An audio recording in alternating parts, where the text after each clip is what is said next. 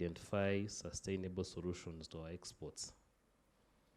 I'm grateful to the Uganda Cargo Consolidators Association and the Private Sector Foundation of Uganda for organizing this dialogue, most especially at a time when Uganda is recovering from the effects of the COVID-19 pandemic. You must have seen all countries coming here to advertise what they have, because after the pandemic, everyone understood that I have to sell what I have for me to survive. So that is why you see us moving, private sector moving to look for markets, and other countries also coming to look for markets. Global trade has risen considerably over the last few decades, a change induced by the reduction and removal of regional trade barriers, improvement in transport and communication, and increase in cross-border production sharing. Unfortunately for landlocked countries like Uganda, this process of integration seems to be proceeding very slowly. That is why we are scratching our heads day by day. The main reason being that most developing countries face logistics-based deficiencies in integrating with global production networks and the products to the world market. More often than not, we confuse logistics and transport.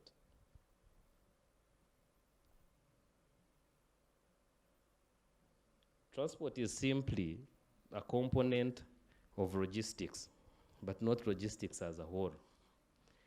A good road network is the hardware part of logistics that leads to accessibility and communication. But without a logistics model or logistics models, policies and practices that favor logistics that will support productivity, this road network might not yield good results. Logistics simply put it that it extends to transportation, delivery, storage, packaging, handling, distribution, and information processing and management. We often refer to transport and logistics as the backbone of the economy because all sectors require goods and services to be delivered in order for their businesses to run.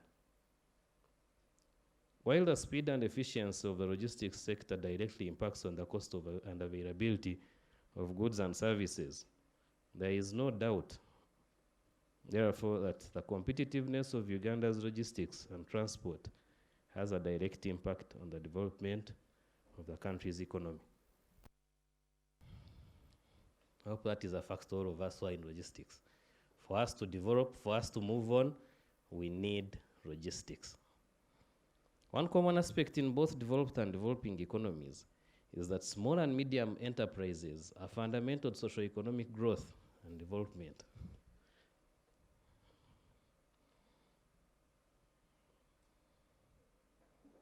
And constitute a significant part of global supply chain.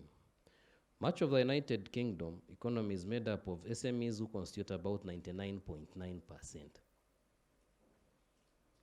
By 2021, registering up to 6 million private sector businesses. 6 million, I don't know. I don't have statistics for private sector, how many businesses we have registered, but I know there are many. Because every meeting I attend, the boardrooms, the halls are full. One common aspect, in Uganda today, MSMEs sector accounts for approximately 90%, all over 90% of the private sector, and 80% of the manufactured output, contributing about 75% to the GDP of Uganda. However, these lack export facilities and therefore limit their production to feed the domestic market. Before we discuss exports, we need to look at how best we have organized this big percentage of the economy to have capacity to export and expand their market beyond the domestic market. Today, logistics contributes about 30% to the final shelf price of all goods in the market. Every shirt you buy, Every bar of soap you buy, logistics alone contributes about 30%, even over, because of fuel prices going up and down. So in the agriculture sector, where most of the population is employed, the cost of logistics is higher than the farm gate price of the product, leading to most farmers getting less profit and thus failing to grow their production due to poor supply chain management structures. In India, one of the fastest growing economies, innovation in fresh produce, agri-supply chain logistics are happening across the spectrum, with cold chain storage facilities maintaining the quality of produce and run through public-private partnership termed as farm-to-market produce logistics schemes. Farmers are left to do the production part, while logistics service providers take charge from farm gate to the market. So not farmers looking for market, not farmers now engaging in investing in transport and logistics to get their goods to the market. The biggest challenge in Uganda is the logistics sprawl, commonly known as ALS. Logistics, LS means a logistics sprawl, where logistics services are concentrated in urban areas, leaving the rural productive areas without sustainable logistics that support production. This leads to the areas that would have been productive to be less productive due to lack of support in the right supply chain management systems. Rural logistics encompasses more than just outbound flow of agricultural products.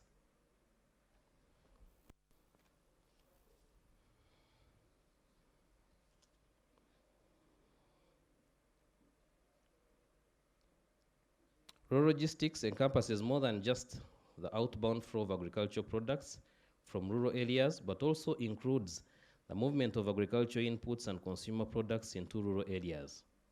Exports in Uganda are limited to only those that can fill the minimum order quantity of the carriers, such as a full truckload or a full container load.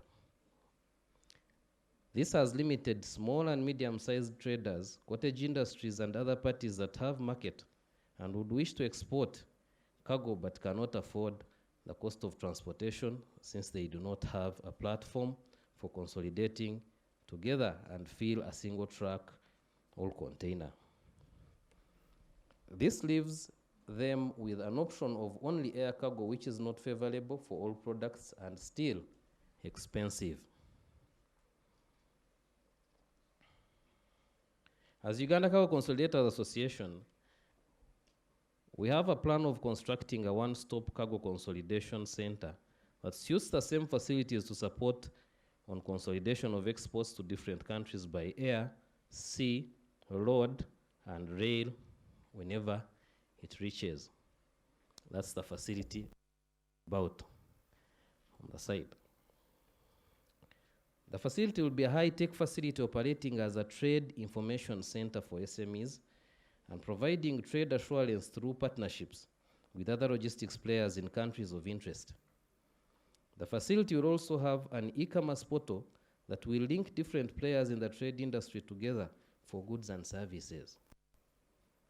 The number of Ugandans that afford full container roads or truck roads are few, which has kept our exports limited.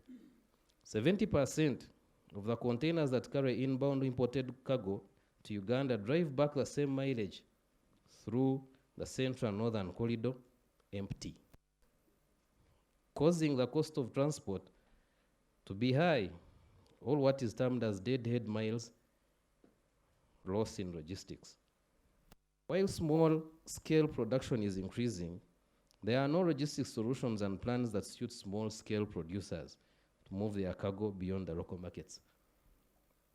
This therefore limits the increasing local producers to compete in the static local market, which limits their profits and increases competition in a limited market. Therefore, sustainability of the agriculture sector and small-scale producers to join the export industry largely relies on a sustainable urban logistics system that moves timely supplies like agricultural products, agriculture inputs near to the farmers and in return bring back produces from agriculture and small-scale production. It is from organizing our domestic logistics that we can have enough capacity to consistently meet sustainable markets, like the Democratic Republic of Congo, where only one city of Kinshasa has over 20 million people who all need food and general supplies. But our challenge is connectivity. Uganda has prioritized import substitution and export promotion strategy to address trade imbalances and accelerate inclusive growth, to move the country to a middle income status. In a bid to achieve the above, Private Sector Foundation and Government of Uganda have had a number of business summits, of which most of them I have had a chance to attend, thanks to the invitation of Private Sector Foundation. In most of these summits, I personally realized that while the Western markets have a lot of requirements that might take us long to achieve, there are a lot of opportunities on the African continent that we have not easily realized. This is something I've discussed before with my elder in logistics. And we've agreed that indeed we can have these markets occupied. We can concentrate on the African markets before we start looking at the Western market. They will fall in as we move on. On the 7th, so establishing ourselves in these countries might not be easy due to issues such as the native languages, different trade systems, and security issues, among others. The only way is to partner with reputable companies in these countries for us to embrace the existing opportunities. On the 7th of June 2022, Maritime Company Limited, a Ugandan company, having realized the opportunity window, signed an MOU with a big logistics company in the Democratic Republic of Congo, Kavasi Airlines Logistics, to work together and solve logistics solutions between the two countries in a bid to facilitate trade. The chairman of Kavasi Airlines Logistics is here with us today, Mr. Benfier. So hopefully our discussions with the relevant stakeholders in the logistics and trade sector at large will enhance our logistics sector to be competitive and boost our logistics. It will also be good having this dialogue annually to follow up on our goals and keep improving this sector with the aim of growing our capacity in exports and trade as a whole. I once again want to thank the organizers, Uganda Cargo Consolidators Association and Private Sector Foundation of Uganda, for giving me this opportunity and for organizing such event that should be continuous so that we can keep on discussing logistics until our logistics can support our exports. Thank you all for coming.